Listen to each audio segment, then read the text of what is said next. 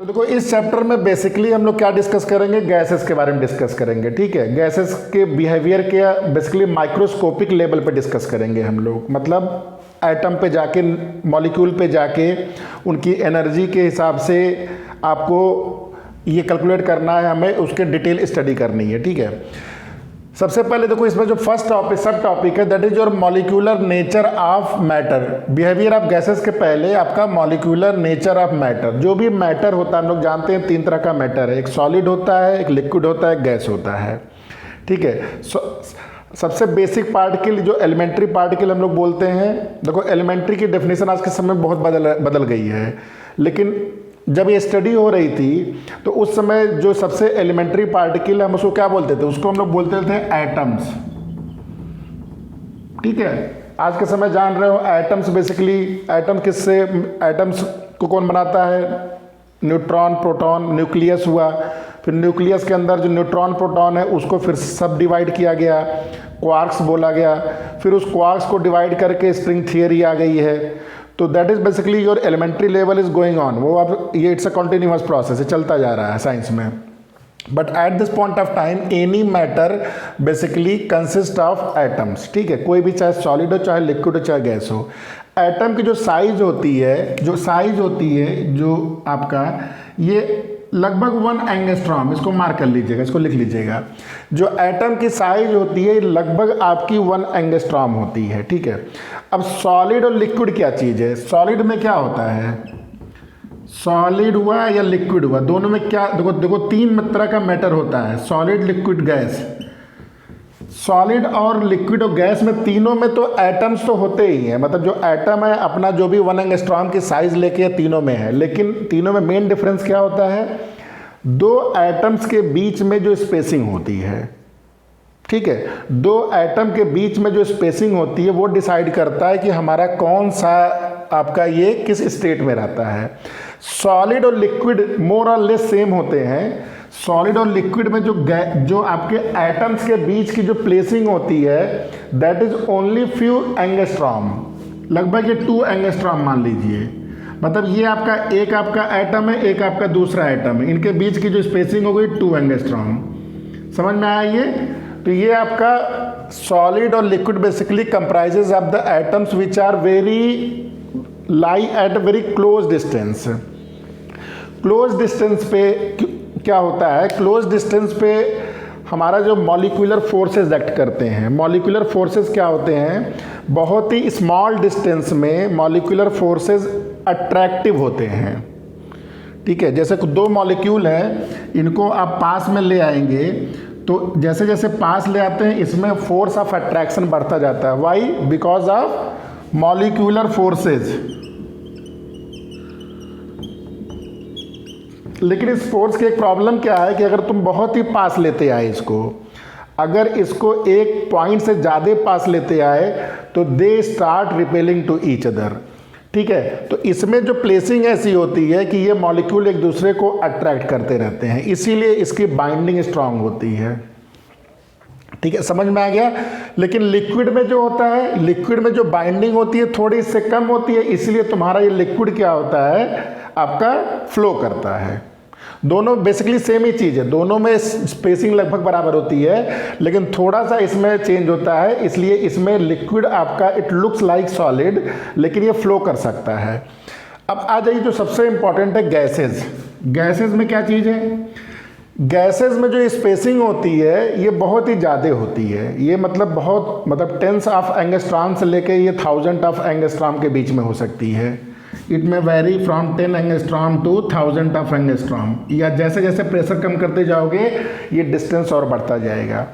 तो कोई भी सब्सटेंस में जब मॉलिक्यूल के बीच में इतना अगर डिस्टेंस हो गया तो क्या इसके बीच में कोई मॉलिक्यूलर फोर्सेस होंगे, यस या नो? ये इतना डिस्टेंस हो गया कि इनके बीच में मॉलिक्यूलर फोर्सेस नहीं होंगे। क्यों? क्योंकि मॉलिक्यूलर फोर्सेस जो एक्ट करते हैं they act only for small distances. ठीक है, तो इसके बीच में ये तुम मान सकते हो मोर और लेस कि ये मॉलिक्यूल एकदम फ्री रहता है। ठीक है, इनके पास कोई भी आसपास नहीं रहता है, पूरे यूनिवर्स में अकेला घूम रहा है।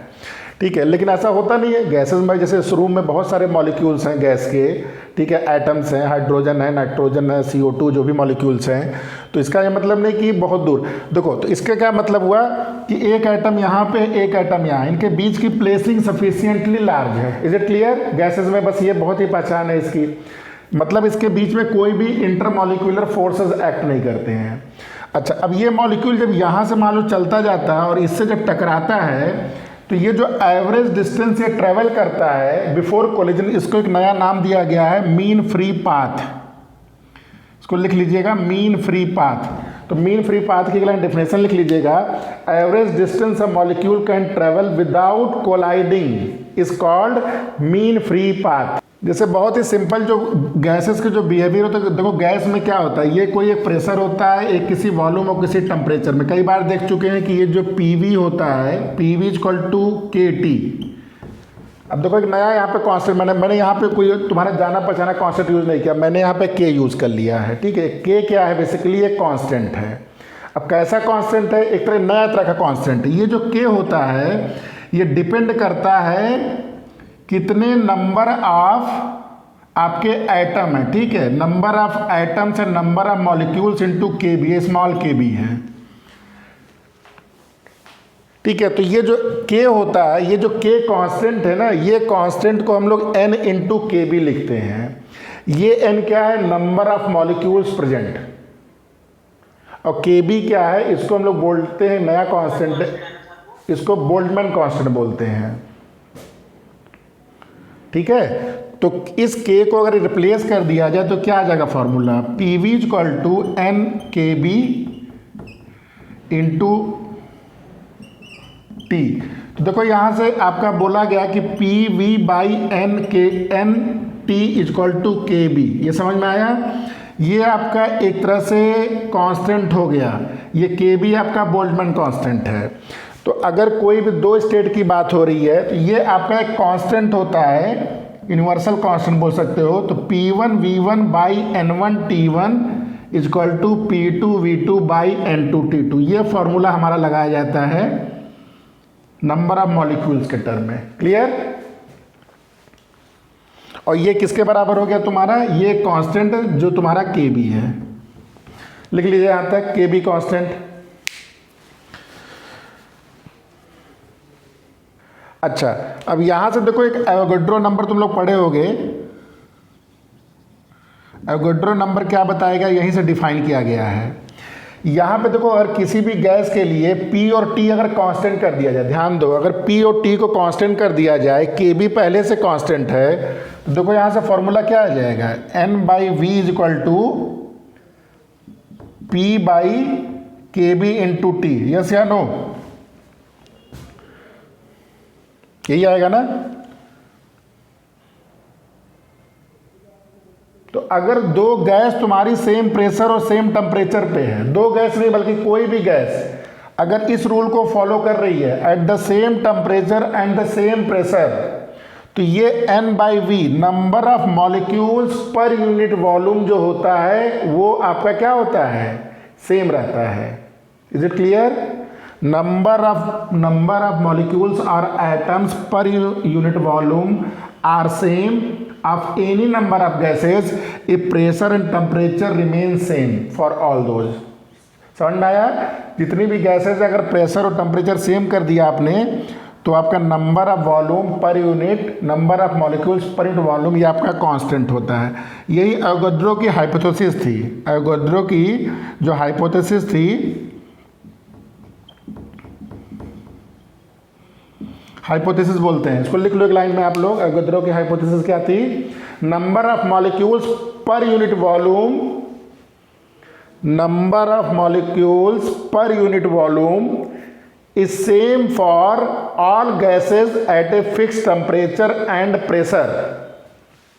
और ये जो नंबर है, अगर हम इसको एक स्टैंडर्ड वैल्यू दे दें, अगर इसको 1 atm, अगर प्रेशर को हम 1 atm कर दें, टेम्परेचर को हम 273 केल्विन कर दें, वॉल्यूम को अगर 22.4 हम लोग कर दें, क्या चीज़?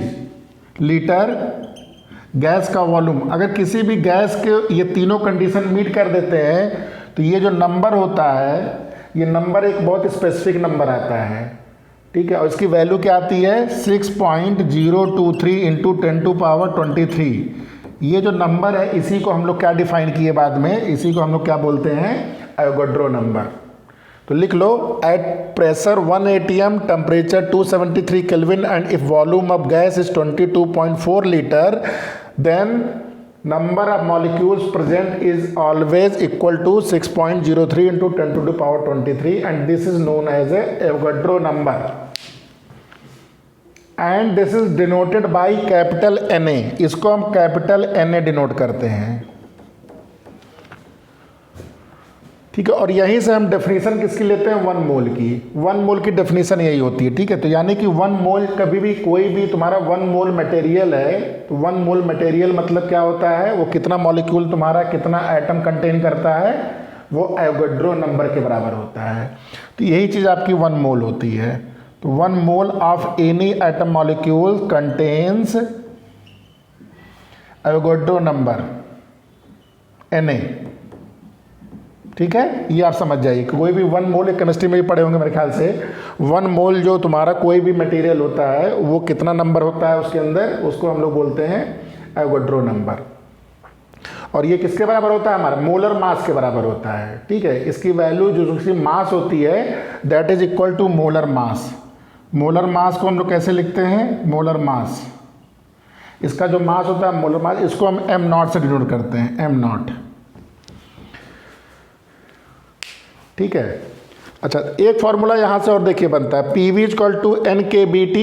इसी में देखिए ये एन अपॉन अगर एन ए कर दिया जाए और यहाँ पे N A into K B कर दिया जाए, तो ये जो N A into K B, इसको हम नया वेरिएबल देते हैं, इसको हम लोग क्या बोलते हैं, आर, और इसको क्या बोलते हैं, mole, number of moles. Number of moles N आपका म्यू लिखते हैं। तो देखो यही गैस इक्वेशन जो आप लोग जानते हैं, यही होता है P V equal to mu R T. 2 formula निकला, क्या क्या, म्यू क्या होता है, N upon N A, number of molecules present divide by number of Avogadro molecule, एक ही हो गया। दूसरा यहाँ से मैंने क्या बताया, मास अपॉन मोलर मास, कितना मास है और कितना मोलर मास है, उसके रेशियो को भी, तो इसको बोलते हैं हम लोग मोल, नंबर ऑफ मोल्स। दूसरी चीज जो R क्या होती है, देखो R यहां से क्या निकल रहा है, R की वैल्यू क्या है, Na इंटू के बी, या के बी की वैल्यू यहां से क्या हो गई, K B is nothing but R by Na, ठीक है। देखो ये भी आपका कांस्टेंट है, ये सारे कांस्टेंट, यूनिवर्सल कांस्टेंट है, सब एकदम फिक्स वैल्यू है, कभी भी किसी भी कंडीशन में सब चेंज नहीं होते हैं। एक फॉर्मूला छोटा सा और देखिए यहीं से निकल रहा है, जो P V equal to N into K B T जो है, इसको आप ऐसे भी लिख सकते हैं, P equal to N by V into K B T. N by V मतलब क्या हुआ, V आपका वॉल्यूम है, N क्या है, नंबर ऑफ मॉलिक्यूल्स है, तो N बाई वी क्या हो गया, नंबर ऑफ मॉलिक्यूल्स पर यूनिट वॉल्यूम। इसको हम लोग स्मॉल n से डिनोट करते हैं, capital N by V, number of molecules पर यूनिट वॉल्यूम। तो ये फॉर्मूला बन गया P equal to small n K B T,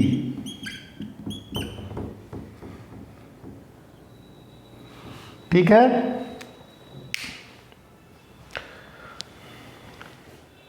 यहां से देखो एक और फॉर्मूला, पी वी इक्वल टू, मैंने म्यू आर टी लिखा था ना, इसके आगे लिख लीजिएगा यहीं पे, P V equal to mu R T. Mu क्या होता है, एम अपॉन एम नॉट, मैंने बोला था,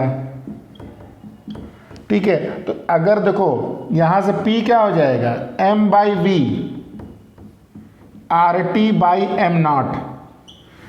m बाई वी क्या होता है, मास अपॉन वॉल्यूम, इसको हम लोग क्या बोलते हैं, डेंसिटी। तो एक नया फॉर्मूला हो गया यहां से, P is equal to rho R T by M not.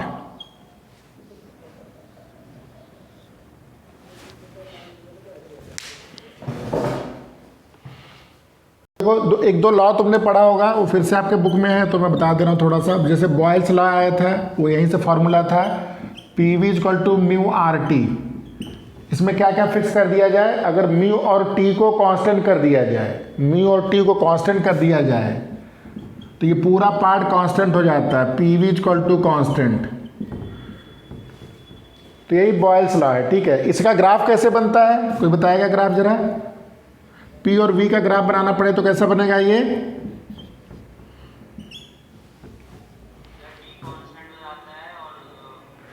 Mu and T R constant, number of mole constant कर दो और टेम्परेचर मत वेरी करो। क्या वेरी कर सकते हो? केवल पी और वी वेरी कर सकते हो। तो इनका जो प्रोडक्ट होता है कांस्टेंट के बराबर आता है, मतलब पी ज़्यादा करोगे तो वी कम हो जाएगा, वी ज़्यादा, मतलब इन दोनों का प्रोडक्ट, जैसे ये 5 है ये 1 है, तो अगर जैसे ऐसे समझो P V equal to constant, मान लो तुमने इसको 6 किया तो ये मान लो 2 हो गया, इसको 2 किया तो ये कितना हो जाएगा? 6 हो जाएगा, इसको 1 किया तो ये 12 हो जाएगा, इसको 12 किया तो ये 1 हो जाएगा। इनका प्रोडक्ट हमेशा कितना आ रहा है? 12 आ रहा है। इसको 4 किया तो ये 3 हो गया, 3 किया तो 4 हो जाएगा। तो इसका ग्राफ कैसे आएगा ये बताओ मुझे?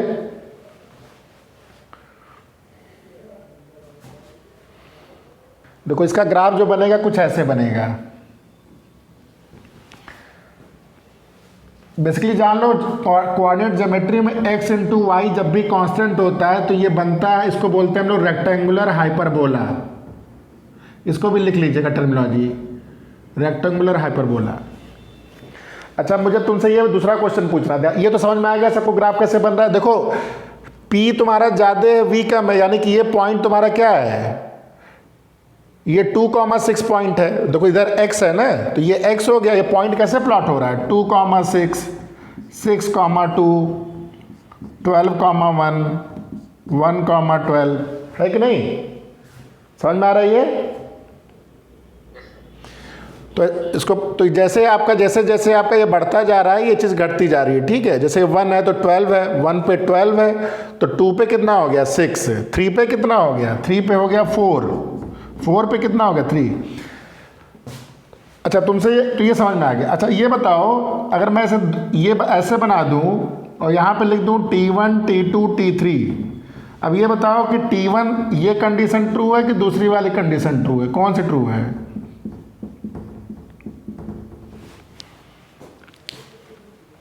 का ये तरीका है ना, ये एक लाइन खींच दीजिए। अब वॉल्यूम आपने फिक्स कर दिया। देखो इसमें आपका देखो क्या था, P V equal to mu R T था, तो आपने वॉल्यूम को फिक्स कर दिया। अब ये तो पहले ही कांस्टेंट है, तो यहां पे क्या हो रहा है? सेम वॉल्यूम पे जिसका टी ज्यादा होगा उसका पी क्या होगा? ज्यादा होगा। समझ में आया ना? फॉर ए गिवन वॉल्यूम, देखो ये लाइन का मतलब क्या है? इस वॉल्यूम पे फिक्स कर दिया मैंने, वॉल्यूम को फिक्स कर दिया V1, तो V1 पे आपका ये दो चीज़ कांस्टेंट हो गया, तो जिसका टेम्परेचर ज़्यादा होगा उसका प्रेशर ज़्यादा है। यानी कि देखो एक पॉइंट यहाँ है, एक पॉइंट यहाँ है, एक पॉइंट यहाँ है, तो जिसका प्रेशर ज़्यादा होगा उसका टेम्परेचर ज़्यादा होगा। तो आपका इस पॉइंट पे प्रेशर ज़्यादा है तो आपका ये वाला कंडीशन ट्रू हो जाएगा, ये ठीक है। समझ में आया? ठीक है। सेकेंड जो लॉ है चार्ल्स लॉ है।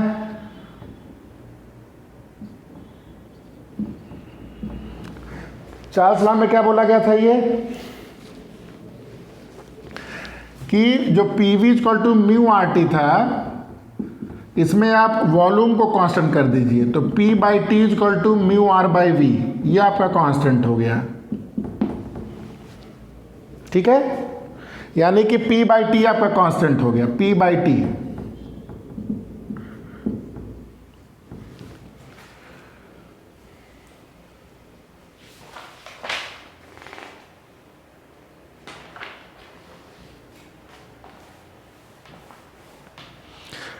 तो इसमें कैसे ग्राफ बनेगा जरा बताओ मुझे। इसमें अगर P और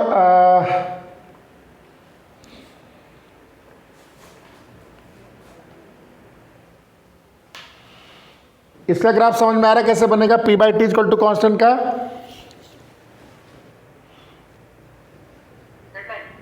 हाँ स्ट्रेट लाइन, ठीक है। क्योंकि देखो y बाई, जैसे ये p, देखो ये p है तुम्हारा, मान लो ये t है तुम्हारा, तो ये y by X is equal to constant मान लो m, तो y is equal to M X. समझ में आया ये? हाँ सर ये बनेगा, मैं कॉपी दिखा दे y रहा हूँ। स्ट्रेट लाइन बनेगी, लेकिन कहाँ से पास कर रही है स्ट्रेट लाइन? इसका मतलब है line will pass through, it will be a straight line and it will be passing through centre. तो इसको आप ऐसे बना लो, जैसे मान लो आपने ऐसे बनाया है, तो ये बैक ट्रेस करके ऐसे बना दो। ठीक है, तो ये आपका हो गया चार्ल्स लॉ से। ठीक है, समझ में आ गया? जो थर्ड लॉ है वो लिख लो। थर्ड जो है Dalton law of partial pressure.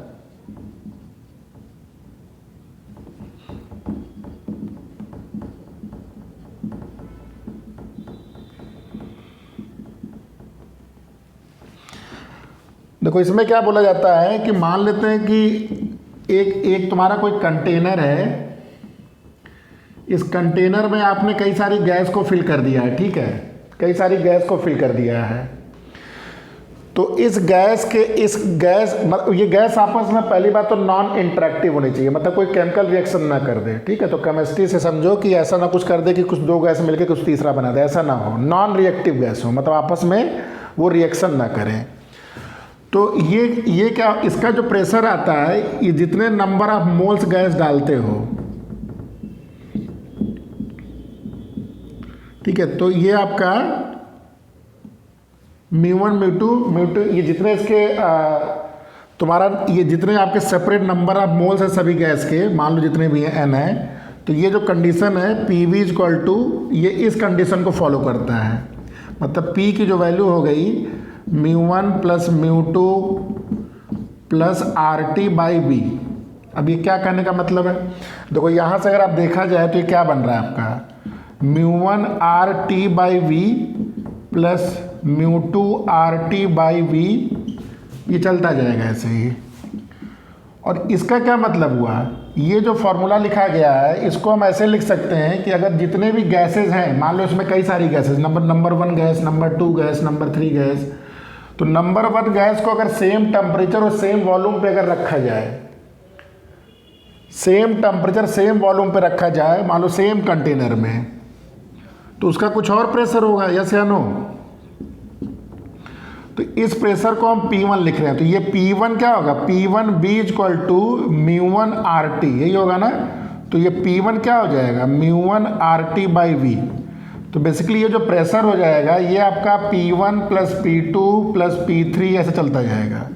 तो यही डाल्टन का क्या बोलते हैं इसको? पार्शियल प्रेशर लॉ बोलते हैं। इसमें क्या हो रहा है कि अगर नॉन रिएक्टिव गैसेस को मिक्स किया जाता है तो जो उनका इंडिविजुअल प्रेशर सेम टेम्परेचर और वॉल्यूम पे जो रहता है, वो टोटल प्रेशर उनके इंडिविजुअल प्रेशर्स के सम के बराबर होता है। क्लियर है ये? डाल्टन लॉ में पार्शियल प्रेशर ऑफ गैस, ठीक है, the total pressure of a mixture of ideal gas, the total pressure of mixture of ideal gas is the sum of partial pressures।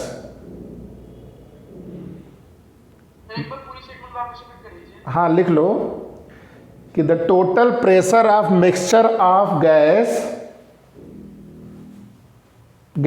is the sum of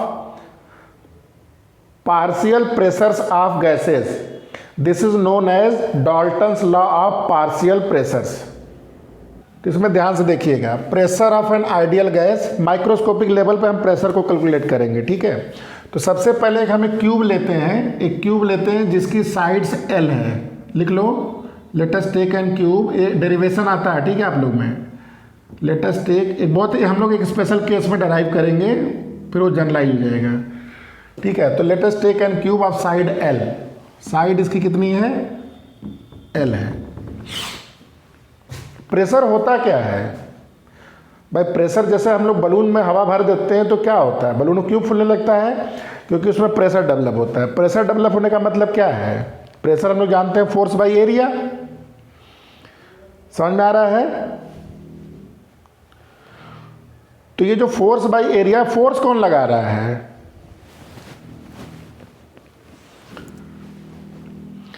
इसका मतलब जो gases के molecule हैं वो wall को जाके क्या कर रहे हैं? वो हिट कर रहे हैं कंटिन्यूअसली। यही तो हो रहा है।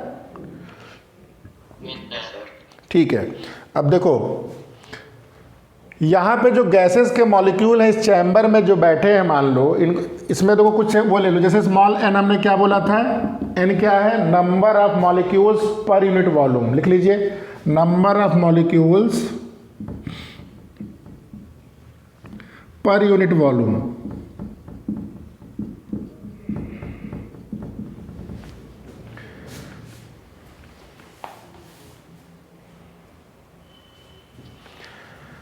ठीक है, अब ध्यान से देखिए, मान लेते हैं एक मॉलिक्यूल को आप यहाँ पे ध्यान से देख रहे हैं।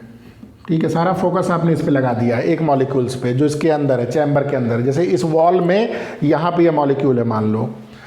अब कोई भी मॉलिक्यूल में, ये चूंकि 3 डायमेंशन की बात हो रही है, तो अगर मैं बोलता हूँ इसकी वेलोसिटी v है, तो इस वेलोसिटी को हम 3 कंपोनेंट में ब्रेक कर सकते हैं, vx, vy और vz। क्लियर? तो कोई भी पार्टिकल में बेसिकली 3 वेलोसिटी हो गई। क्या क्या हो गई? vx, vy और vz। ये इसके अंदर वेलोसिटी कंपोनेंट हो गया। ठीक है, अब हम लोग स्टडी करने जा रहे हैं केवल, जैसे इसको एक्सिस बना लो तुम, ये मान लो तुम्हारी एक्सिस है ऐसे करके। ठीक है, एक एक्सिस बना दो ये।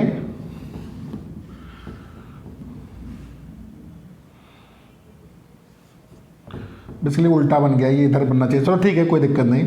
तो कहने का मतलब, मान लेते हैं ये x डायरेक्शन में जा रहा था, ये मान लो x डायरेक्शन में है। तो अभी इसकी वेलोसिटी जो x डायरेक्शन में है, ये vx, ये आपकी वेलोसिटी आपका vx है। देखो, जो गैसेस में जो कोलिजन होता है, जो हमने अभी मीन फ्री पाथ कैसे डिफाइन किया था कि दो सक्सेसिव कोलिजन के बीच में जो डिस्टेंस ट्रेवल करता है उसको मीन फ्री पाथ बोलते हैं। अब यहाँ पे कोलिजन है। कोलिजन हमने पढ़ा हुआ है किस चैप्टर में? वर्क पर एनर्जी में। कोलिजन देखे तो 2 तरीके का था, एक था इलास्टिक कोलिजन, एक था इनइलास्टिक कोलिजन। इलास्टिक कोलिजन में जो एनर्जी होती है वो कंजर्व होती है, इनइलास्टिक कोलिजन में एनर्जी तुम्हारी डिसिपेट होती है, मतलब एनर्जी आपकी कम होती जाती है। जो गैसेस, देखो रियल लाइफ में 2 बिलियर्ड्स की बॉल को जब आप हिट करते हो या फुटबॉल को हिट करते हो, तो ये इसमें क्या होता है? इसमें डिसिपेटिव इफेक्ट होता है। कहने का मतलब ये जो कोलिजन होते हैं ये इनइलास्टिक कोलिजन होते हैं, यहाँ पे एनर्जी में लॉस होता है कुछ, इसीलिए ये चीज़ें टकराने के पहले और टकराने के बाद में दोनों में डिफरेंस वेलोसिटी आता है। लेकिन जो मॉलिक्यूलर गैसेज हैं ना, जो गैसेज हैं, नेचर ने गैसेज के जो कोलिजन को बनाया है, वो अगर इनइलास्टिक होता है ना, तो कुछ देर में सारी हवा यहाँ की टकरा कर एक दूसरे से नीचे ज़मीन पे गिर जाती। यस या नो? इसका मतलब जो गैसेस के अंदर बेसिकली जो माइक्रोस्कोपिक लेवल के पार्टिकल में जो कोलिजन होता है, ये जो कोलिजन है ये इनइलास्टिक कोलिजन नहीं है, ये बेसिकली कैसा है? ये इलास्टिक कोलिजन है। Is it clear? मतलब इसके अंदर कभी एनर्जी का लॉस नहीं होता है। जो भी एनर्जी, जो भी आपका मोमेंटम और एनर्जी का रूल है वो परफेक्टली फॉलो होता है। ठीक है, अब ये मान लो तुम्हारा vx वेलोसिटी से, मान लो तुम कोई बॉल को हिट करते हो और इलास्टिक कोलिजन हो रहा है।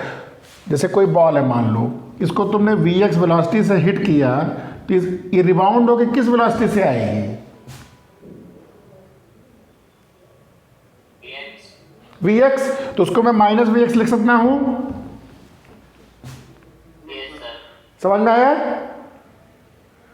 तो अगर मैंने पूछा मोमेंटम में चेंज कितना है, तो इधर जाते समय मोमेंटम pi कितना है? m into V x.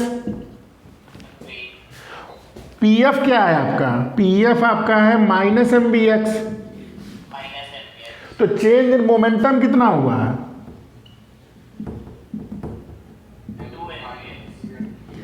Final minus initial, pf minus P minus M V X minus of M V X कितना हो गया? Minus of 2 M V X. Minus हमें कुछ लेना देना नहीं है, बेसिकली चेंज ऑफ मोमेंटम से मुझे कंसर्न था। यहां तक समझ में आया? इसको लिख लीजिए तुरंत। अब देखिए ध्यान से, ये तो एक मॉलिक्यूल के चलते मोमेंटम हुआ।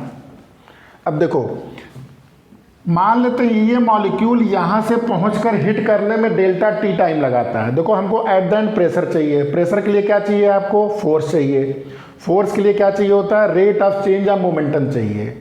मोमेंटम का एक मॉलिक्यूल के चलते मोमेंटम आपको पता है, लेकिन रेट निकालना, आपको क्या निकालना, rate of change in momentum. तो सबसे पहले ये बताओ कि मान लेते हैं इसको डेल्टा टी टाइम यहाँ से यहाँ लगता है जाने में, तो वेलोसिटी अगर V X into delta T है तो यहाँ से यहाँ तक का डिस्टेंस कितना हो गया, ये हो गया डिस्टेंस आपका कितना हो गया, ये हो गया V X into delta T. ये बात समझ में आया। सपोज ये डेल्टा टी टाइम में वो हिट करता है, तो अब वी एक्स वेलोसिटी से जा रहा है, तो डिस्टेंस इसके बीच में कितना बचा, तो V X into delta X. अब देखो अगर मैं यहाँ पे एक छोटा सा ऐसा स्ट्रिप बना देता हूँ, ध्यान से देखना है, इस स्ट्रिप को मैं ऐसे बना देता हूँ, ये जो पूरा एक सॉलिड स्ट्रिप बना है, ये मॉलिक्यूल यहाँ बैठा था, तो इसके अंदर जो मैंने स्ट्रिप बनाया है, इसके अंदर इसका टोटल वॉल्यूम कितना होगा जो स्ट्रिप बनाया है, देखो एरिया ए है, ये डिस्टेंस कितना हो गया, V X into delta T. तो इस स्ट्रिप का वॉल्यूम कितना हो गया, वॉल्यूम ऑफ जो स्ट्रिप है ये हो गया तुम्हारा V X into delta T, ये डिस्टेंस हो गया इंटू एरिया, एरिया इसका मान लो ये ए है आपका, एल स्क्वायर जो है, समझ में आया ये। तो इस वॉल्यूम में कितने मॉलिक्यूल होंगे, नंबर ऑफ मॉलिक्यूल्स कितने होंगे, number of molecules present in this strip, present in the strip, हाँ। तो ये वॉल्यूम स्मॉल एन तुम्हारा नंबर ऑफ मॉलिक्यूल्स पर यूनिट वॉल्यूम था, तो एन को मल्टीप्लाई कर देंगे किससे, V X into delta T into A. यहां तक समझ में आया, ठीक।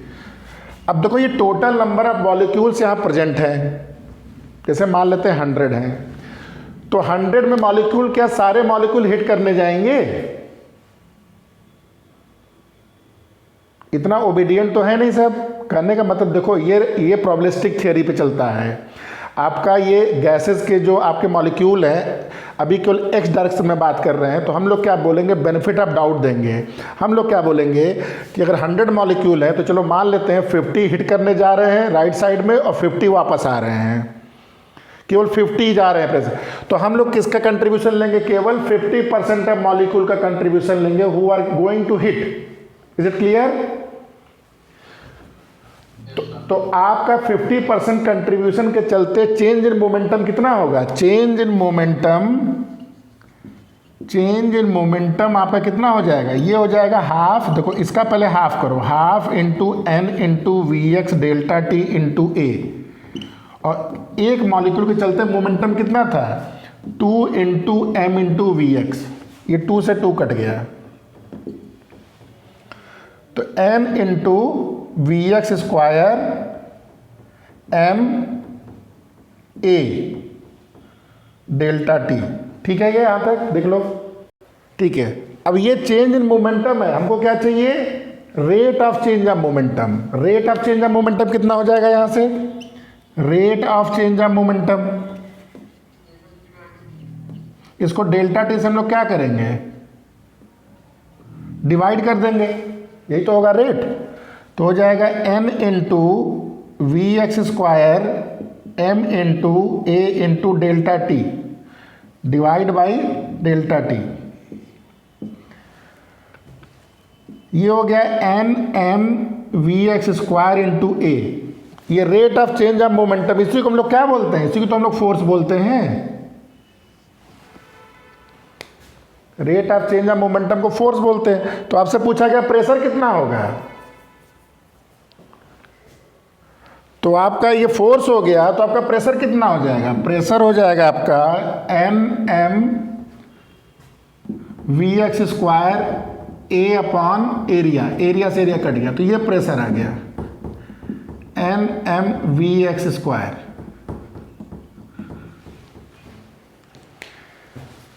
अब देखो जो वी एक्स स्क्वायर है केवल एक्स डायरेक्शन की बात हो रही है, ध्यान से देखना। जो वेलोसिटी होती है इसमें 3 कंपोनेंट होता है, V X square, V Y square plus V Z square. ये मैंने वेक्टोरियली लिख दिया, याद होगा ये। अब देखो ये जो Vx है, अब हम लोग ये नहीं बोल सकते कि किसी मॉलिक्यूल का Vx ज़्यादा होगा, Vy कम होगा, या Vy ज़्यादा होगा, Vz कम होगा, क्योंकि कौन सा मॉलिक्यूल कब कहाँ आपको नहीं पता है। ठीक है, तो सबसे पहले देखो, अच्छा सबसे पहले देखो ये जो मॉलिक्यूल जो Vx स्क्वायर लिया गया है, जब मॉलिक्यूल हिट करने जा रहा है तो हो सकता है एक मॉलिक्यूल की स्पीड 10 हो, एक की 20 हो, एक को 30 हो, एक को 40 हो, है कि नहीं भाई। एग्जैक्टली सारे मॉलिक्यूल तो इतने आइडिया नहीं चलेंगे। तो सबसे पहले इस जो Vx स्क्वायर है इसको हम किस में कन्वर्ट करेंगे, इसको हम कन्वर्ट करेंगे NM Vx स्क्वायर बार। बार मतलब क्या हुआ, इसको हम लोग बोलते हैं स्क्वायर मीन। जैसे मीन होता है, एवरेज होता है, जैसे हमारा मार्क्स का एवरेज होता है, ये किसका एवरेज है, ये Vx स्क्वायर का मीन है, मतलब इसको बोलते हैं हम लोग स्क्वायर मीन। ये समझ में आया। तो ये अगली लाइन में ये लिख लीजिए आप लोग, बेसिकली Vx स्क्वायर हम लेते हैं, ये हम लोग मीन लेते हैं। अब यहाँ पे देखिए क्या है, जो V स्क्वायर है आपका, ये जो V स्क्वायर है, ये जो मीन है, ये जो मीन है, ये मीन इस फॉर्मूले से चलता है। और at any point of time we can not say कि कौन सा ज़्यादा या कम है। तो व्हाट वी डू, हम तीनों को सेम ले लेते हैं जिससे कोई भी कॉन्फ्लिक्ट न रहे, क्योंकि आप ये नहीं बोल सकते हो ना कि कौन सा ज़्यादा या कौन सा कम है। तो तीनों को हम क्या बराबर ले लेते हैं।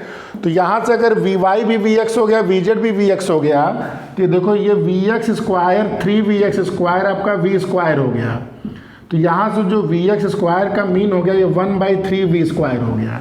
तो आपका फाइनल फार्मूला क्या हो जाएगा, P = 1/3 NMV स्क्वायर। ये आपका फाइनल फार्मूले का डेरिवेशन हो गया माइक्रोस्कोपिक लेवल पे प्रेशर किसको बोलते हैं, NMV स्क्वायर। V स्क्वायर का मीन है ये। Is it clear.